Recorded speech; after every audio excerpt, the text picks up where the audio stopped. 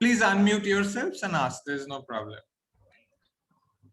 Okay, So, over to you. yeah, I hope you can see the screen, and also you can see my pointer. Absolutely. Okay, so I was asked to give a set of lectures on epoch of reionization. So by now, I mean, I'm sure all of you know what epoch of reionization is from the lectures in the previous week. But what I will do is I will nevertheless give an overview of what reionization is and how do we study it. Basically, the main topics I plan to cover are these four in my 4 lectures. Today we will talk about overview of reionization and the main observables, which are kind of important in understanding reionization. The second lecture, which will be later today in the afternoon, we will talk about physics of reionization, the physical processes which are important in reionization. The third lecture tomorrow will be on numerical and semi-numerical models, a very important part of understanding reionization. And the final lecture will be the recent advancements in both observations and modeling. And of course, there will be 2 tutorials, and that you will know what they are. I'm sure all of you have got the material already, so you have some idea about what they are going to be. Yeah. And there are lots and lots of material on reionization on the web, as well as in textbooks now. So I have just chosen 3 of them, which I really like. So the first one is a textbook, but it's named Galaxy Formation and Evolution.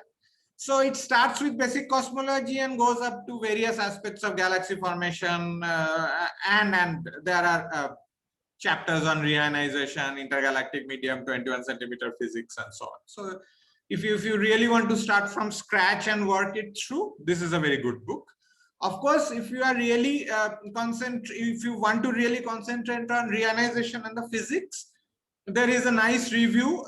It's slightly old now, almost 20 years now, but it is reasonably useful. This is by Barkana and Loeb. This is a physics reports review. And there is a very rather brief review by me, which is also quite old by now, but it contains the basic physics of reionization. So you can take a look at whichever you like. Now, regarding the lectures, you will realize that the first 2 lectures will be almost like what is there in textbooks as well as review articles, things we know. We think these are like really solid. Our understanding is solid. The third and the fourth lectures will be more like related to what current research is all about. Okay, so that's how you should look at the course. So let me start by talking about reionization in the context of evolution of neutral hydrogen, or H1, in the universe. Again, this may not be new for you, but still, let's get the picture correct. So what has been shown here is a diagram which which basically shows a timeline of our universe. So time flows this way, universe is expanding and cooling this way, and you can think of this part as Big Bang. This is our present day, and various events happen. And since we are interested in H1, the first event, which is really important, is the last scattering surface, or the last scattering epoch. So this is the last time the photons scattered of free electrons, which means the universe lost almost all of the free electrons there. And the first hydrogen atoms, the first atoms, neutral atoms in the universe form. So if there is a epoch which talks about birth of H1, this is the one. This happened somewhere around 380 to 400,000 years after the Big Bang. This is also the epoch during which the CMB originated, hence this last scattering surface, the name comes. And then we entered an age which is like popularly called the dark ages. Dark because there were no luminous sources, there were no galaxies, stars, or black AGNs in the universe. So it was really a boring phase of the universe, but it was full of H1. It was full of neutral hydrogen. The neutral hydrogen it was found was there, and they were nicely tracking the underlying density distribution. things started to change during cosmic dawn when the first stars found. Now here, like CMB, you know that it happened around 380,000 years after the Big Bang. The moment you talk about first stars and cosmic dawn, things start to become uncertain. We really don't know when it started to happen. In terms of redshift, this could be somewhere around redshift 20, maybe later, maybe slightly earlier. These will be settled as we go along. And since you have done a lecture course on cosmic dawn, you would have heard about these things already. But reionization is a direct effect of these stars which formed, or of the galaxies which formed. Basically, they provided ionizing photons which came out and ionized the neutral hydrogen in the surrounding intergalactic medium. We are talking now about neutral hydrogen outside the galaxies. The neutral, so the so-called intergalactic, the diffuse low density intergalactic medium. And this hydrogen was ionized, and it was not like it was ionized instantly, like at one go. It turns, as we understand today, turns out to be a reasonably complicated process. And this is something which we will discuss more in our lecture course. And then, of course, there is a post-reionization universe, which is where we live in. We live in a universe which is basically plasma. Everything is ionized as far as the bulk of the matter is concerned. Whatever neutral matter you see is mostly within dense regions like galaxies. So of course, our concentration will be on the epoch of reionization. So we won't be talking about cosmic dawn. We won't be talking about post-reionization. We will be focusing on this middle period. Now, one way of understanding the importance of reionization in simple terms is this. Think about again, early universe, and what I have shown here are simulations basically, because we don't have observations there really. What has been shown here is a slice, a 2D slice of the density field, and which is shown by this bluish thing. So you will see underlying, there are voids, there are filaments and so on. And on top of that, there are these red points, which are basically most likely galaxies. Okay, these are very dense regions where galaxies would eventually form. Time progresses this way. It's not important what redshift we are talking about because the picture is still qualitative. But time evolves this way, and as time evolves, you will see the density structures has evolved in some way. There are more structures, and hence there are also more galaxies. There are more red points. Now I can ask that, okay, there is one thing we want to do is to go and probe these galaxies and the first stars in the universe, simply because it hasn't been done yet, and we would like to know how they were.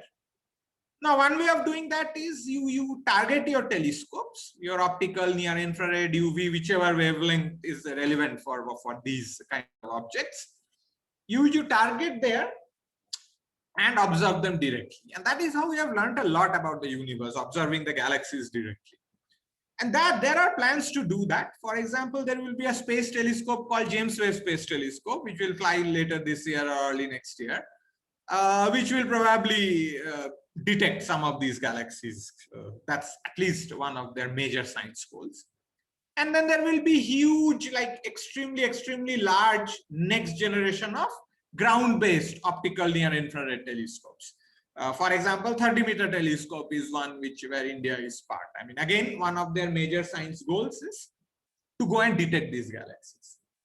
Of course, this is a one way and direct way of probing these first stars. You detect these galaxies, hopefully get their spectra, and from their spectra learn a lot about what these stars are made of, how they look like, what could be their masses, and so on. But then what will happen is, the problem with detecting directly is you will be always biased towards the brightest objects, because the brightest objects will be easier to detect. So you will detect them first. And you will never, I mean, unless you detect a lot and you are confident, you will not be sure whether you have detected things which are representative of the population. Okay, maybe you have detected very special kind of objects, and now you are thinking that the universe is very different based on those. Universe could be different, but it may not be, because there could be many other faint galaxies which are very different than what you have detected. So all these questions will remain, and there will be controversies and so on. So it is always good to have, in such cases, complementary probes. probes. Okay, probes which are which is probing something different and maybe don't have this bias, and that is when neutral hydrogen comes in. What has been shown in the lower panel is the same slices, but instead of the density field, I have shown the neutral hydrogen density. The black regions are devoid of neutral hydrogen. The white regions have neutral hydrogen. Of course, this is still a simulation, but this is how we expect it to look like. Now you will see the black regions are very nicely correlated with the red points, which are galaxies. And why? Because these galaxies produce ionized radiation and they ionize the surrounding medium. Of course, the voids, which are white regions, they don't have galaxies there. And hence, the ionizing radiation hasn't reached there. And so they are still full of neutral hydrogen. So clearly, if we go and now start understanding the distribution of neutral hydrogen, that is going to tell us about these galaxies which went and ionized them. Okay, so this is something which you need to understand. Okay, so in fact, now the question is different. What we are saying is, suppose somebody gives you this neutral hydrogen, this nice distribution of neutral hydrogen as a function of redshift. From there, can you build the picture of these galaxies? Okay, so now you haven't seen the galaxies directly, but you have seen the neutral hydrogen or some signatures of them. Can you build the understanding of galaxies? So this is where reionization becomes important, because the neutral hydrogen is tracing places which are devoid of galaxies, or the holes in neutral hydrogen distribution is tracing places where there are galaxies. And this is what we are targeting. So this is the basic philosophy of trying to go and probe reionization, because that gives us a direct handle on the galaxies in the universe, the first generation of galaxies in the universe. Okay, let's go ahead. Now comes something, I mean, it may, I mean, the way I have given the picture, it may seem a long shot. I mean, just by looking at it, how do you know about galaxies? Okay, fine, more black regions mean more galaxies, but how do you know what kind of galaxies were there and so on? Okay, it's non-trivial, I give you that, but it's also, there is a lot of information in these structures. And just to motivate this, what I have shown here is two models of reionization. One where reionization is driven by faint galaxies, and another where reionization is driven by bright galaxies. Now, if you want to make sure that the amount of reionization is same all the time, when you try to do with bright galaxies, you have to do with less number of them. And that's also matches nicely with the fact that we have, from low redshift observations, we know we most of the time tend to have less bright galaxies and more faint galaxies. So you can do reionization with a large number of faint galaxies or a small number of bright galaxies. So these two, the top panel is by faint galaxies, the bottom panel is by bright galaxies, and these two have the global kind of properties are same in both the cases. But now you see the details are very different. Okay? When you try to do with small number of very powerful galaxies, you can see the structure of these ionized regions are very different. Okay, here you have formed a big, for example, in the center, you have formed a big kind of bubble-like thing. Whereas when you try to do with the faint galaxies in the same position, you see a much more like a smaller kind of a structure. Okay, so the structure is very different in these two cases. And the idea is, if we now can do really good statistics on a neutral hydrogen field, that's going to tell us about what kind of galaxies gave rise to them. Okay, so this is how one is planning to target the problem. So the issues in studying epoch of reionization are these. I mean, you can ask, when did the sources produce enough photons so as to ionize the universe? Did it end at redshift 10 or 6 or some other redshift? And the nature, was it like sudden instantaneous process, or was it gradual? And how like inhomogeneous was the process? How patchy did this reionization look like? And then the crucial thing, what are the sources responsible? The way I'm motivating till now is, okay, galaxies. What within galaxies? Were they stars, or maybe the stars were not very important? Maybe it was what we know as AGNs or quasars. Maybe they did it. Or maybe the galaxies didn't play an important role. Maybe there is something very exotic, okay? Some dark matter annihilation happening somewhere, producing energetic photons or doing something, okay? So all these questions are around. We think we have a reasonable understanding now of some of these questions, but yeah, this is the target of epoch of reionization, and then we couple it to galaxies, basically properties of galaxies. Great. So now let us come to, this is the overview. Now let's come to the main observables. Okay. Observables which are almost textbook now. Okay. I mean, I'm in this lecture, I'm not going to talk about the most recent ones, but the ones which have really solidified our understanding of reionization. And the first one comes from Lyman alpha forest. So what has been plotted here is a spectrum of a distant object, a quasar. Okay, so the quasar have a very typical spectrum. It shows this nice peak, and then there are these features along both sides of this. This is a quasar at redshift 2.77. This emission peak arises because of Lyman alpha transition happening like in the vicinity of the quasar. So this you can think of this as something happening within the quasar. For this lecture, it's not important what a quasar is, except that it's a bright source, bright points like source, and they can be observed at very large distances, very large high redshifts. Now, blue word of it, blue word is at wavelength smaller than this Lyman alpha emission line. What you see is all these very like dense absorption features. This absorption is arising because of Lyman alpha transition of neutral hydrogen between the quasar and us, and hence this is called Lyman alpha forest because of these forest-like structures. Okay, there are these absorptions happening all over. So just let's try to understand, okay, what's happening here. So imagine there are this intergalactic medium between the quasar and us. And in absence of any interaction, what will happen is most of these neutral hydrogen will be in the ground state. Now, if you supply some photons to this neutral hydrogen in the ground state can absorb these photons depending on what their frequencies are, and can go to the higher excited state. Okay, it will absorb one photon of frequency, let's say nu Fi, and it will go from I to F. Okay, initial state to final state. And the most like prominent and the strongest of these transitions are the Lyman alpha transition. It goes from the ground state to first excited state, n equals to 1 to n equals to 2. And we know exactly at what frequency that happens. Okay, all of you have done hydrogen atom. Now let's do this simple problem that let's imagine there is a quasar, and the quasar is at redshift ZQ. So in absence of anything, what will happen is if the quasar is emitting some radiation, what we will observe is the same radiation, but it will be redshifted, okay, because of the expansion of the universe. So there will be a factor 1 plus z, okay, and all the wavelengths will be scaled by that 1 plus z factor, 1 plus zq factor in this case. But let us say it has emitted a photon at some frequency, let's call nu emit, and nu em is greater than the Lyman alpha frequency. Okay, so it has emitted something which has frequency larger than the Lyman alpha frequency.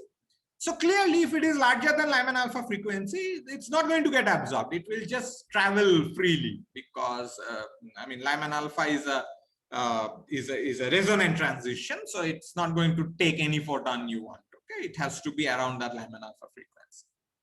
However, something interesting will happen because as the photon travels, the universe expands, so the wavelength will increase, the photon frequency will decrease. Since it started with a frequency larger than the Lyman alpha frequency, as the universe expands, at some point it is bound to reach the frequency corresponding to Lyman alpha. So you exactly know at what redshift will it reach that frequency, because it's at z equal to zq, it had the frequency nu em. So you can ask what is the frequency at which it will hit Lyman alpha, and they are related by these relations. This is the standard redshift relation, or if you are happy with wavelength, this is the equivalent relation. Okay, so there is no problem. This is exactly the scaling by 1 plus z factors. Now let's take a numerical example. Let's take a quasar at redshift 3. Remember the earlier figure was a quasar at 2.77. So 3 is a good number to start with. And let's take a photon emitted at wavelength 1187 angstrom, just to take a number. Lyman alpha wavelength is 1216 angstrom. So this is less than 1216 angstrom, means initially there won't be this is not going to get absorbed by neutral hydrogen, but the wavelength is going to increase, and at some point it will hit 1216 angstrom. At what redshift will it hit 1216 angstrom? So you use the formula we have written there, and you see that by the time the redshift is 2.9, so it started at redshift 3. So as the universe evolves, the redshift decreases. So when the redshift is of the order redshift is 2.9, this photon has a wavelength 1216 angstrom. So it is traveling towards us, and it's passing through neutral hydrogen maybe, but nothing is happening. The neutral hydrogen is not able to absorb, but at some point it hits the frequency 1216 angstrom. And at that point, if there is neutral hydrogen, this photon will get absorbed. Okay, so it will produce an absorption signature in the quasar spectrum. So this is the basic idea. And the strength of this absorption signature will be the amount, will be like closely related to the amount of neutral hydrogen you have at that position where it is getting absorbed. For example, if there is no neutral hydrogen, even though it has reached the resonant frequency, nothing will happen. It will just come to us. Of course, we will observe the feature or not. If there is no neutral hydrogen, there is no feature, but we will observe the feature if there is at observational frequency of, let's say, 14, it will be 4742 angstrom. Why? Because the photon, by the time it started at 1187 angstrom at redshift 3, by the time it reaches us, it would have been 4742 angstrom. So if it is not absorbed, we will observe no feature at 4742 angstrom. If it was absorbed, we will see absorption feature there. Okay. And this 4742 angstrom is simply equivalent to the Lyman alpha wavelength times the 1 plus the redshift of the absorber which absorbed it. So any absorption which is arising at a redshift ZAbs will show up at lambda alpha times 1 plus ZAbs. Now in this formula, the good part is the redshift of the quasar has gone out of the picture. So the quasar is important because you need a background quasar to see this spectra and the absorption. But the details of the absorption is entirely dependent on the intergalactic medium, the redshift there, and so on. So it's not really, to a very good approximation, it doesn't care about the quasar properties. I mean, when studying Lyman alpha absorption, particularly in the cosmological or reionization context, often you can really ignore the details of the quasar itself. Okay, so as long as it is at a redshift from which the light is emitting and you are observing. Okay. Pictorially, this is what happens. The previous slide, pictorially, this is how it looks like. Imagine this is a simple space-time diagram. There is a quasar at a high redshift coming. The light is coming towards us, so time is flowing this way, and the space, one of the spatial axes is this way. And then what happens is, if there was nothing between the quasar and us, we would have observed the unabsorbed spectrum. Like nothing would have happened, only redshift would have happened. But now imagine there are neutral hydrogen. Of course, the neutral hydrogen is not at all distributed like this. It's a much more complex distribution. But for simplicity, let's imagine there are neutral hydrogen blobs sitting in the universe. And some of the neutral hydrogen won't matter because they are not like falling in the line of sight between the quasar and us. But wherever there is neutral hydrogen along the line of sight, you will see absorption. Okay, so this neutral hydrogen causes a absorption here, which is less.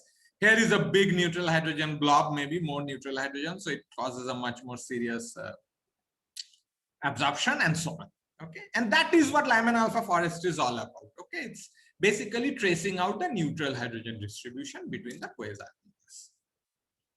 Now we have to do some calculations. Okay, this is good, but what is it telling about Lyman alpha, the neutral hydrogen in the universe? So to do that, what we need to do is to work out the intensity which we are going to observe, given what the intensity the quasar emitted. And to do that, really you need to solve the radiative transfer equation, the so-called cosmological radiative transfer equation. I will talk about the radiative transfer equation in slightly more details in the later classes. But for the moment, you just need to understand that if there is only absorption, then the radiative transfer equation will give you the specific intensity observed to be the specific intensity emitted times a redshift dilution factor, because the volume is increasing as the universe expands, times e to the minus tau, where tau is the optical depth. Okay. So of course, this you can see here is nu here, there is nu q. That's basically telling you the frequency at which you observe is not going to be the frequency at which it was emitted. There is a redshift factor which connects the two, and so on. Okay. The optical depth is nothing but a line integral of the number of absorbers times the cross section of absorption. This is also something which comes from the radiative transfer, our understanding of radiative transfer. These are things which are very well known in the radiative transfer community when you really work out the essence of how radiation moves through a medium. The only thing in cosmology you have to track is the effect of expansion. So there will be redshift, there will be dilution, and so on. So those are the only things you have to keep track of. So as a result, you will see all these formulae I have put in have the relation between nu prime and nu and so on. So my point is not really go into the details of these equations. If needed, you can ask me later, but I'm sure many of you will be able to work these out. All of you should be able to work this. The crucial point is if there was no absorption in the intergalactic medium, tau will be 0. And what we would have observed is what we call the continuum. So this is basically what has been emitted, just the dilution factor and a redshift, because nu q will be related to the nu. This is called a continuum. Okay, no absorption. You observe something which is just pristine coming from the quasar itself. However, of course, we don't observe this continuum. We observe what is observed. So basically, what we say is that observable in Lyman alpha forest calculation is a quantity called transmitted flux, which is what we observe, I nu, divided by what we would have observed if there was no absorption happening, the continuum. So transmitted flux is the flux which is observed divided by flux of the continuum. Okay, and physically this is just nothing but e to the minus tau. Okay, so this is a very nice quantity because e to the minus tau again is something which doesn't depend on the quasar itself, but it depends on the intervening intergalactic medium properties. Okay, so we can just talk about the intergalactic medium and be done with it, okay, without worrying too much about the quasar. Now let's go and calculate the optical depth. So the optical depth is the line integral of number of absorbers times the cross section. The cross section is of Lyman alpha transition, clearly. The number of absorbers is number of neutral hydrogen atoms, because neutral hydrogen atoms are going to absorb and have this transition. If it is ionized hydrogen, there is no Lyman alpha transition, right? Because there is no boundary electron. And we convert this in terms of redshift. So you can convert the path to redshift, and then path and redshift can be related by appropriate Hubble factors. Okay, so all these geometrical factors come in. So, and for simplicity, we will assume that the Lyman alpha transition is very narrow. It's a delta function. I'm sure you would have done Lyman alpha coupling and other things in cosmic dawn. So you know that there is a profile of this Lyman alpha absorption.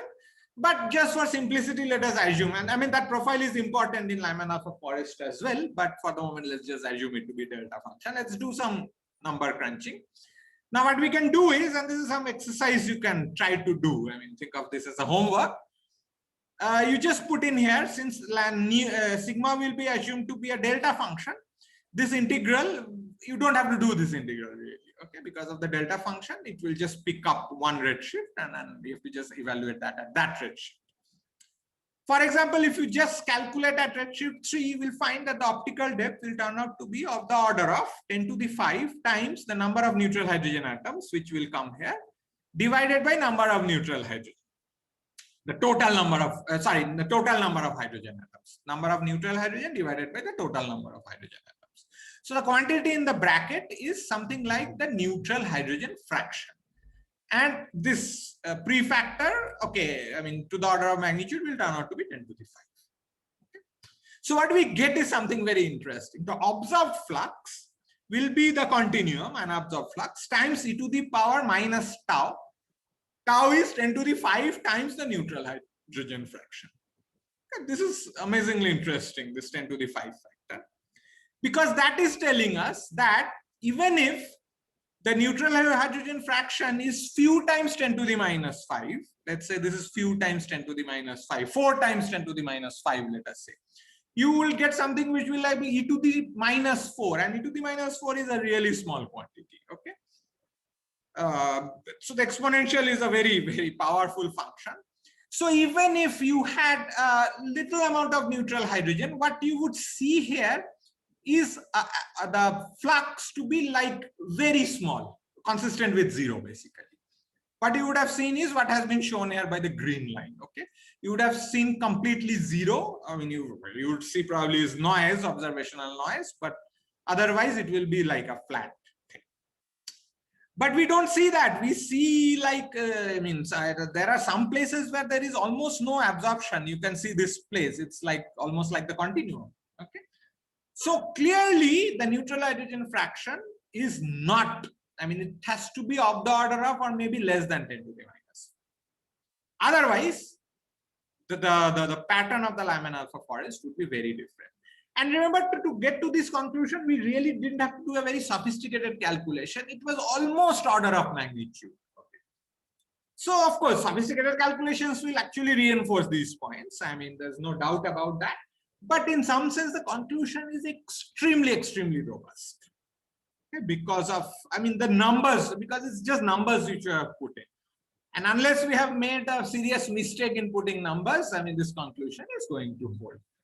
This is the power of Lyman alpha forest, and it is telling us that the universe or the intergalactic medium is highly ionized. So this is the evidence for reionization. And this is how people first knew about reionization to start with. And this was known from 60s, 70s onward. These two people actually worked out these numbers first, Gunn and Peterson. So this is also called the Gunn-Peterson effect.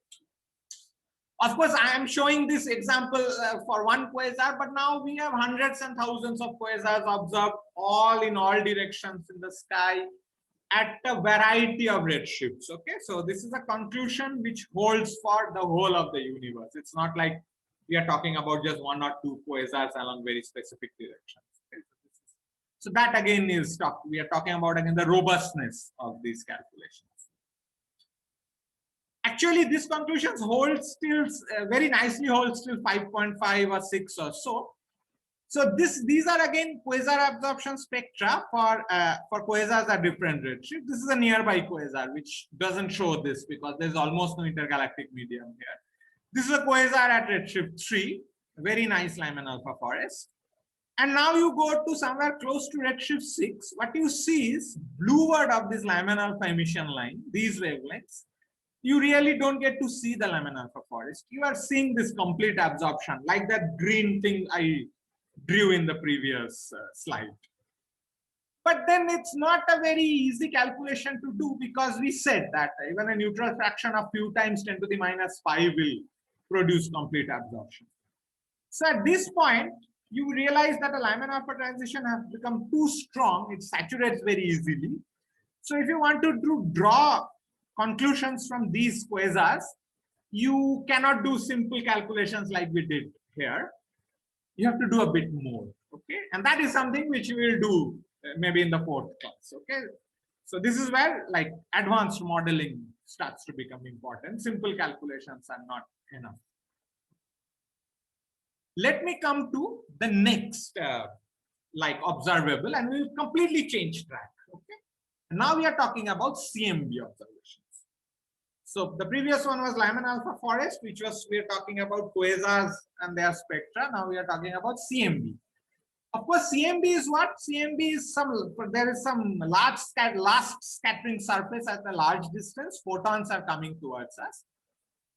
And these photons are supposed to be free streaming because the universe got neutral. But the moment you reionize, there will be free electrons. And these free electrons can scatter these photons.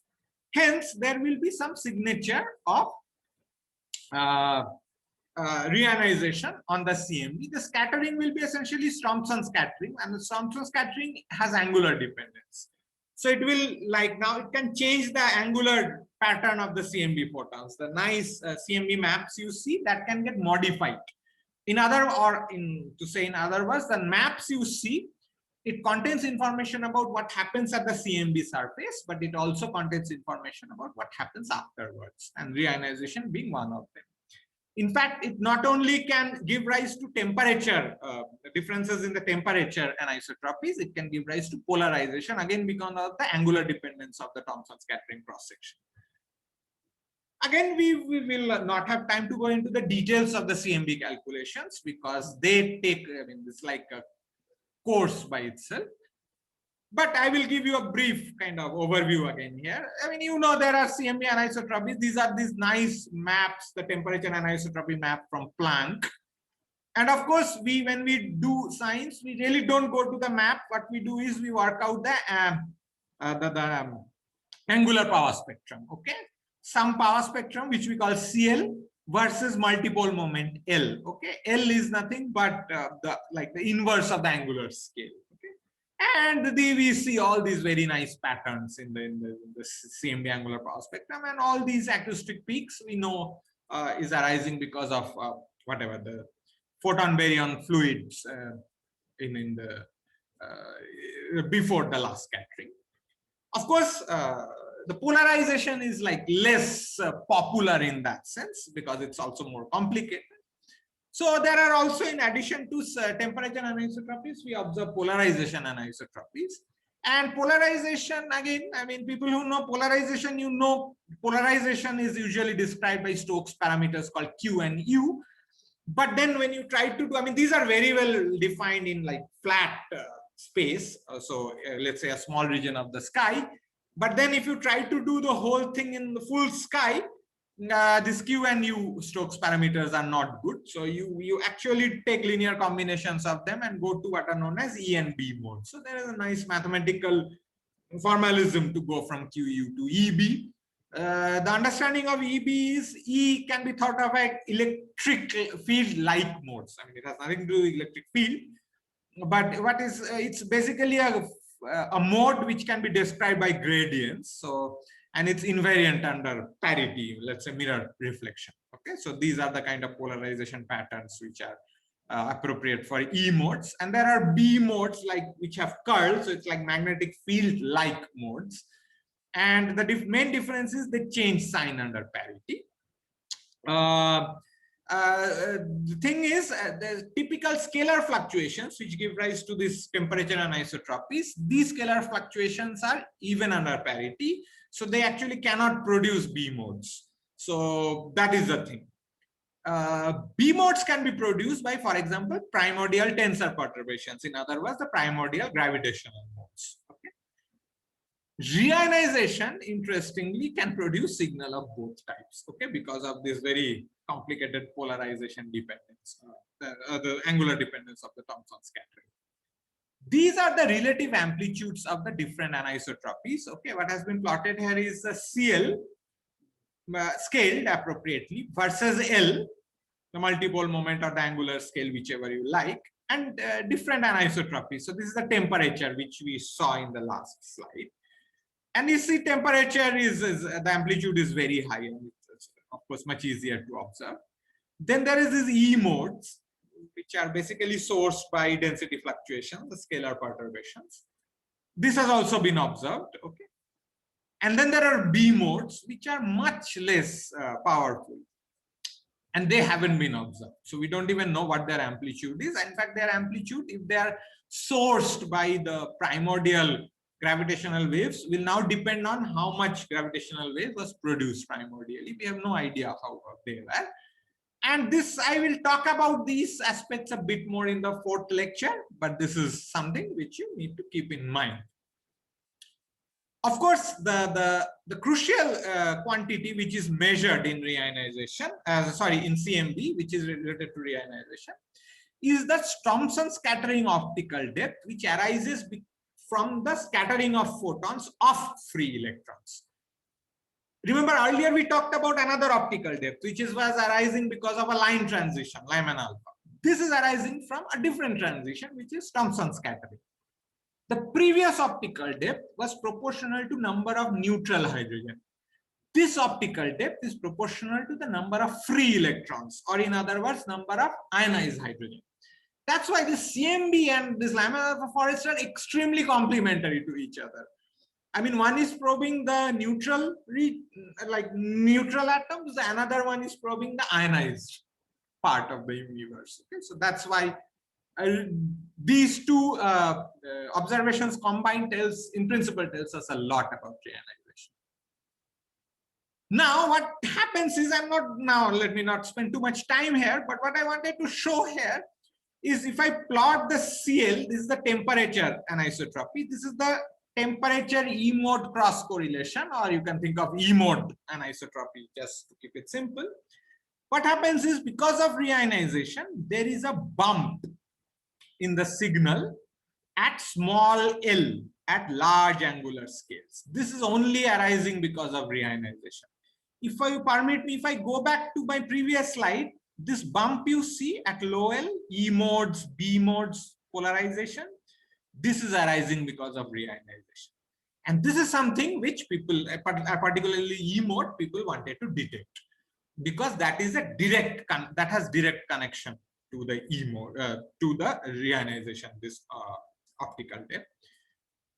So now what happens is, if you want to probe reionization using CMB, as just to summarize what we said, that there is a polarization signal at large angular scales, low L. There is a damping of anisotropies at almost all angular scales. But then what happens is this this damping can be completely degenerate with the amplitude of the primordial density fluctuations. So what you need to do is, either you have to go and observe the polarization signal, or what Planck did is they actually observe the damping. So leave out the polarization signal, go and observe the damping, but fix the amplitude of the primordial power spectrum via lensing. Okay, lensing studies. Then what is remaining is the effect of reionization. So this is a very nice way they did it, and now we have a very good idea about what these quantities are. Now, what the CMB observations will give you is this optical depth, but this optical depth can be related to the redshift of reionization. To the simplest order, imagine that reionization was a step process. In other words, the universe was neutral till some redshift, and then at that redshift, it became completely ionized, like a step function. We know that is not true, but just for simplicity, assume that. Then what happens is this tau, which is an integral over all redshifts, but it will pick up in contributions from redshift 0 to the redshift of reionization, because beyond that there are no ionized, there are no free electrons. Okay, so given a value of tau, everything else is known. You can map it to a value of this integral upper limit, the Z reionization. Current constraints imply that the Z reionization, if you do it this way, somewhere around 7.5 to 8. In fact, there is a history of this tau here. What has been plotted here is the value of this tau, the constraints with error bars, as a function of various experiments. In fact, the first set of constraints came from WMAP 1-year data, and that gave a value of tau which is outside this plot, okay, somewhere here. Very high value of tau. Very high value of tau means reionization happens very early, and people then worked out, including us, worked out a lot of very fancy models to explain this observation. Then as time progressed, the WMAP tau settled down to a value somewhere around here, okay, 0.08, 0.09 or something like that. Till Planck came, and you will see there is a pattern here. The Planck seems to give a value which is much smaller. So now we think that reionization is much later than what we used to think, maybe 15 years back, okay, and that is all driven by the change in observational results. And this change came from most of these inconsistencies came from incorrect modeling of the foregrounds. You are doing 21 centimeter, you will do a lot of 21 centimeter experiments, we will discuss also. foregrounds play a very important role. So you see the same thing happened in CMB also. So if you don't account for foregrounds properly, you create a mess. Okay, so that's something you should keep in mind. Final two slides on. Okay, so now we have some idea about reionization. The universe is completely ionized till redshift 5.5 or 6, something like that, from quasars. We know that. The reionization, the typical redshift of reionization seems to be 7.5 or 8. Okay, so clearly reionization started a bit earlier than that, and then it ended somewhere around redshift 6. What are the sources? From like low redshift observations, we know that there are two very prominent astrophysical sources of ionizing photons.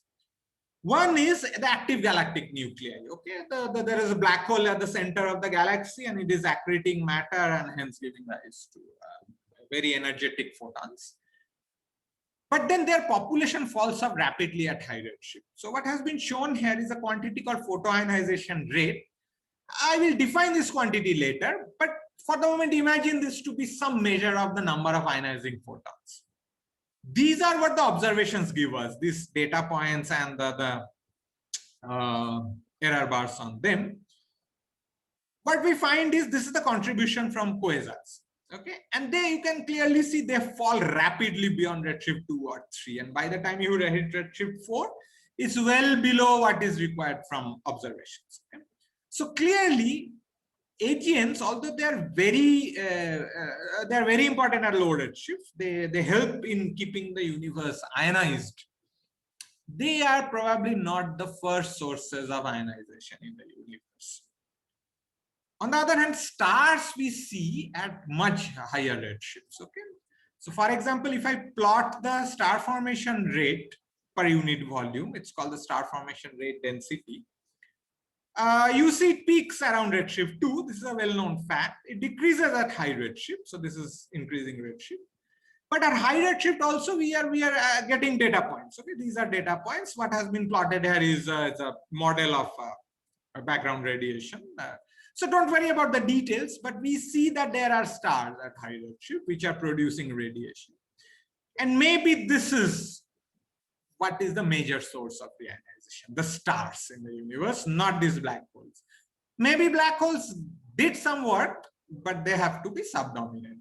This is our understanding as of now. Tomorrow, if there are new observations coming up and then they say something else, we have to revise our thought process. So that brings me to the end of what I wanted to talk about. So the main take-home messages for this lecture is that the most robust evidences for reionization come from Lyman alpha forest and CMB, very complementary probes, but very useful. And these are things which are probably going to remain, these data and the conclusions we draw from them. The Lyman alpha forest data will tell us that the universe is ionized at redshift less than 5.5 or so, that order. CMB data implies that reionization must have started earlier. Probably the midpoint was somewhere around 7.5 or 8 or somewhere there. Okay. And the most promising candidate for reionization is the stellar radiation in galaxies, the stars in galaxies. Okay. These are the main three take-home messages. The challenge is to make a model of galaxy formation plus reionization that can account for all these facts. Okay, at least they should account for these facts. So there are more observations which have come up, and that these are things which we'll discuss much later. But the observations we discussed today are the most robust and basic ones, and you make sure that the model you build is consistent with these. So reionization should start early enough, but not too high. It should give the correct value of the CMB optical depth. It should like end before 5.5 or so. Okay, it could be 6, 5.5. The details are not. We will come to it later, but this is something we should keep in mind. And the model after end of reionization should produce the right number of photons. Okay, you should not end up ending reionization and then you have made the sources so efficient that you end up with a universe which is like which has too many photons. Okay, so it has to have the right amount of photons towards that. So our next lecture, we will tackle these issues and we will try to see what are the ingredients which are needed to model reionization. So I will stop here and I can take up any questions or comments if you have. And we are well in time for your next lecture. Yeah, thank you, Tirthada. Yes, there is time for question. You can unmute yourself and yeah, please go ahead and ask.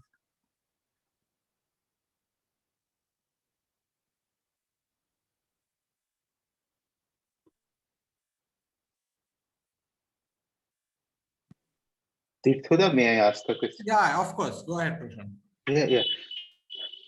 So, so is it possible that there were agents which switched off later? Which, and, sorry? Which got switched off later. Okay. So you that mean don't see them in the. Yes. I mean, if you try to observe, you'll not be able to see them, but maybe they were Yes, present. I mean, you see, I mean, we know that, AGN is a very, in some sense, transient compared to cosmological timescales. Okay, the black hole kind of switches on for million years or 10 to the 7 years, and then it dies down. Okay, and I mean, this kind of things are averaged over all those possibilities in some sense. So if I mean the AGNs were like switching off, dying down, switching off, dying down, I mean, nevertheless, the amount of radiation produced will still be very small. Okay, I mean, if you believe that we can just extrapolate in this way, what can still happen is there could be a very underlying faint population of AGNs which were living, dying down, and so on, but there were a lot of them which we haven't observed yet. And there was a lot of controversy. In fact, this paper I'm referring to talks about those controversies, and we wanted to write those papers then. That people found a way to detect these faint quasars by cross-correlating with X-ray observations. Okay, so there is a very there's a different way of detecting them, which ran into a lot of controversies, and people really don't believe those observations. And if you believe those observations, you will find that this red line actually increases quite a bit. And then papers were written saying that universe can be reionized by AGNs. Okay, because now Planck, the requirement of reionization was also like very modest after Planck came up. Now here comes a new twist to the game. In addition to neutral hydrogen reionization, there is also double reionization of helium. Now, double reionization of helium cannot be done by stars within galaxies because stars simply don't produce those photons, 54.4 electron volts and above. They can be done by quasars. Now, if you want to do hydrogen reionization by quasars, you will also ionize helium at those redshifts because those quasars will have helium ionizing photons, and then you will ionize helium at redshift 6 along with hydrogen. But now, I mean, during these times and now more, we are getting like evidences from Lyman alpha Forest observations that helium is most likely to be reionized at redshift 3.5. Now you can come up with models of AGNs where, okay, they produce hydrogen ionizing photons, but somehow helium reionizing photons got absorbed in the atmosphere or something. But then you have to work harder to make this model work. So the bound on AGN also comes from the fact that we need to match the helium reionization. I won't have time to talk about helium reionization in these lectures, but it is a very separate, interesting line of research, basically. So keeping all I had these another question, in mind, but I we will think that AGNs are probably not important. Sorry, Prashun, you are saying something. No, I said that I had another question, but I will wait for other people to ask. Yeah, I see Fazlu has raised his hand. Please go ahead. Yeah, hi. So I have two questions to ask. Yeah. So, first thing is like I think I missed the part where you explain how the lensing can break the degeneracy between polarization and the anisotropy. Okay, So, yeah. Let me go there. Just give me a second.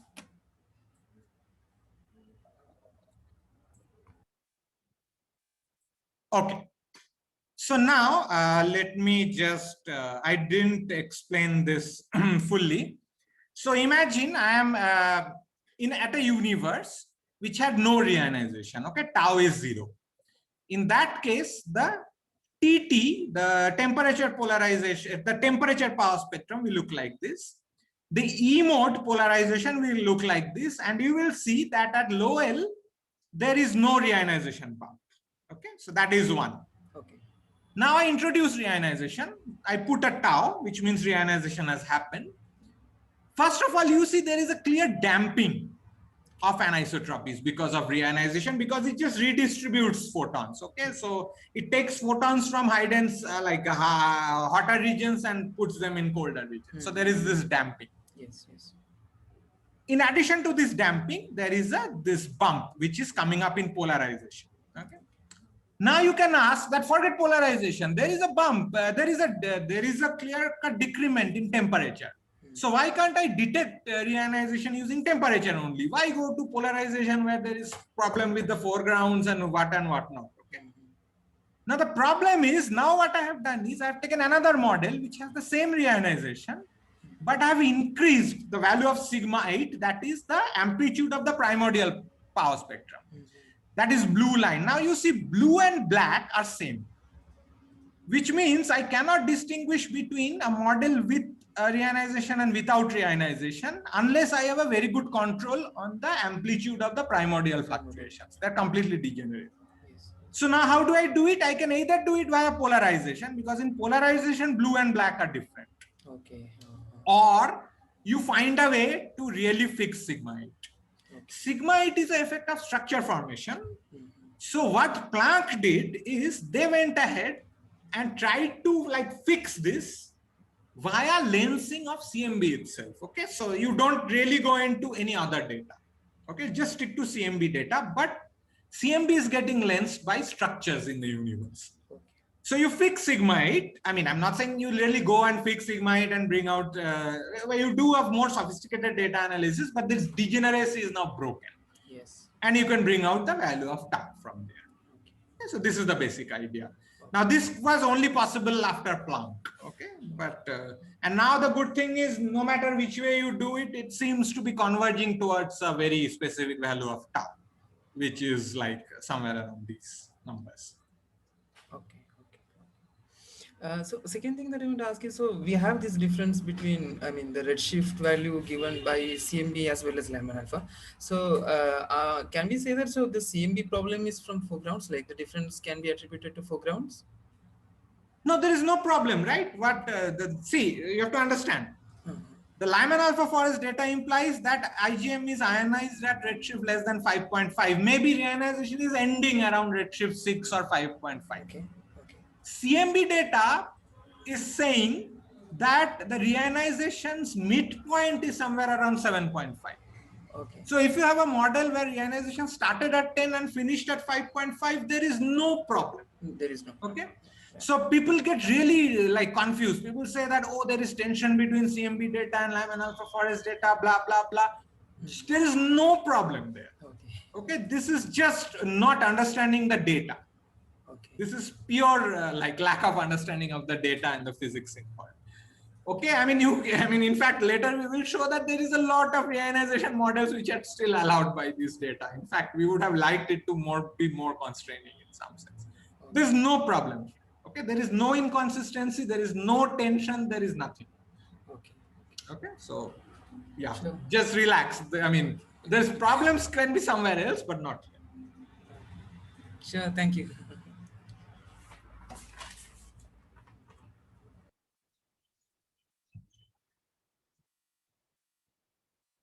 Yeah, I don't know, Proshun, if you had one more or if anyone else